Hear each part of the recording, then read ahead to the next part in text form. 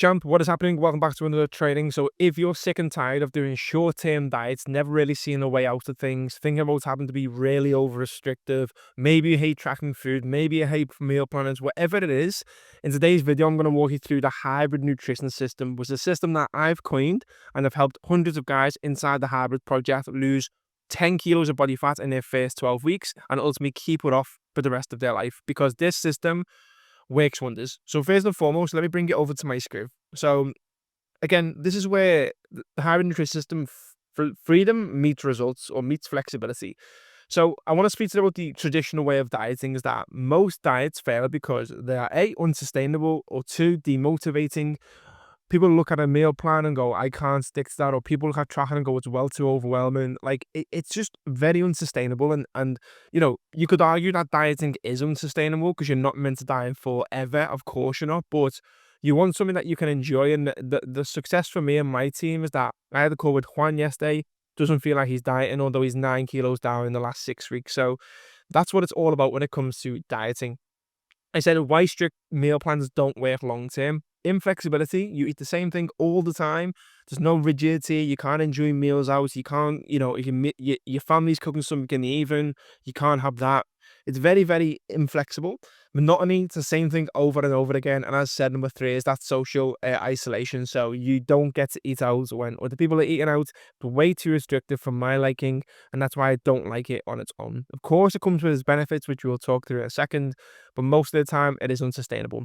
The next thing is like tracking calories is also unsustainable on its own, because it can be time consuming, it can be inaccurate sometimes, it can be very overwhelming when you've got a full library of foods. You go to track your food on MyFitnessPal or NutriCheck or any other app, and you've got 10 different options based on a skinny latte, for example. Very overwhelming, very inaccurate, and it can become a little bit obsessive over time as well. So that's why I introduced the hybrid nutrition model, which gives you structure, it gives you flexibility, and it also gives you balance with your nutrition, which is absolutely key. So if I bring you over to my iPad, I'm going to walk you through this. So my hybrid nutrition system merges both of these things together. You've got structure on one side, which usually comes from you have a meal planner. But again, we're going to call it a meal planner for now. But structure is the most important thing. And then flexibility is also important, but that comes from tracking. So we are actually combining both of the above, both flexibility and both with structure, so that if you go out on a weekend, you know what to do. If you have a meal in the evening with the family, you know what to do. You have structure in your day, so you know what to do. It's about having complete clarity on what you're doing. And if you've watched my videos before, or you've been around for a while, you understand that clarity is the most important thing, especially when it comes to nutrition. I think that you should have complete clarity on what you're doing, and you also should keep it simple. So what I do inside the hybrid project with my team to allow this is, I'm just going to change this pen size because it is a little bit too big. Number 1 is that we create structure. So what we do with structure is we build out meals throughout the day. So you might have meal 1, meal 2. And again, we also call this a 2+1 approach, where realistically between the hours of, let's say, 7 a.m. and 5 p.m., they are usually working hours, getting me into the day, and you are in control of your nutrition between them 2 hours. So in the day, we want to try and take the overwhelm out of it as much as possible and stick to the same couple of meals or the same couple of variants of each meal. So because, for example, most people assume that they have to constantly change up their diet or have something new every single day, and that just creates too much overwhelm. For me, I like to keep things simple.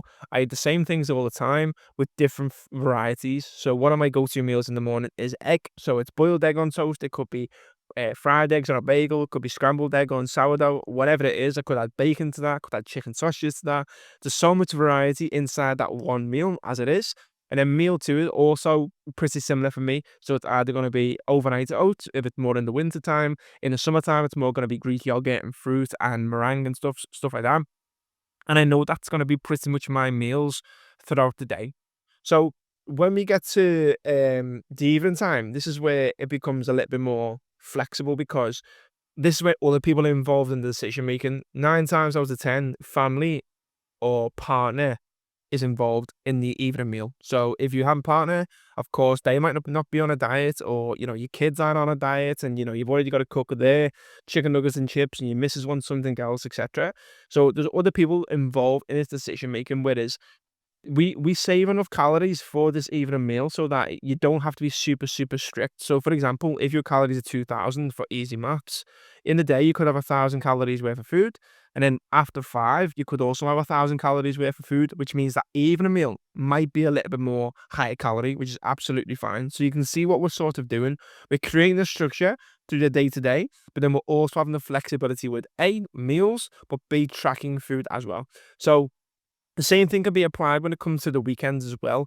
The reason that meal plans on their own, or, really, really tight structure doesn't work is because what happens on the weekend if someone says, "Oh, do you want to go for lunch, or do you want to go for a meal, or you've got a social event, or you've got a work do?"